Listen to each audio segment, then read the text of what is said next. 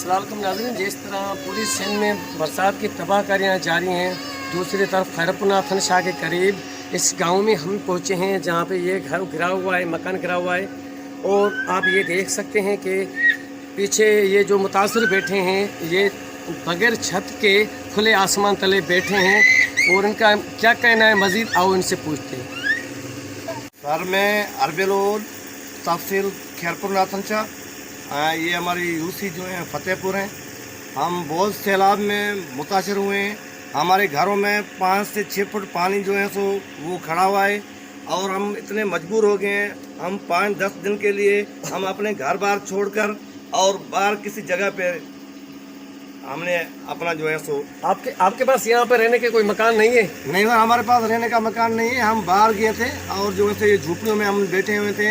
ये कल से हमारा जो है सो पानी कुछ माना कम हुआ है। हम अपने अजय में आए हैं। हम मीडिया वालों के शुक्रगुजार हैं बहुत, जो हमारे नौजवान भाई हमारे साथ जो है सो रुजू कर रहे हैं। हमारे दुख सुख में वो जो है सो ENN चैनल हमारे पास जो है सो बहुत जो है सो हमारे यूसियों में और हमारे तफसीलों में कारकर्दगी दिखा रहे हैं। और हम वज़ीर आला सिंध और हम वज़ीर आज़म इमरान साहब को गुजारिश करते हैं तो भाई हम बेसहारे हैं, हमारी मेहरबानी करके मदद कीजिए। और ये हमारे अभी झोपड़ियों में बैठे हैं, आप इस वीडियो क्लिप को देख रहे हैं। हम बहुत परेशान हैं और हम शुक्रगुजार हैं मीडिया के जो हमारे साथ वो हेल्प कर रहे हैं, उनका भी शुक्रगुजार हैं। मेहरबानी। इनकी बात सुनी, ये छत के बगैर खुले आसमान तले ये बैठे हुए हैं, दिन हो चाहे रात हो। मौसमियात की तरफ से जो मज़ीद बारिशों की पेशगोई हुई हैं उसके बावजूद भी ये जो आप देख रहे हैं इनके पास ना कोई छत है रहने के लिए और ना कुछ है।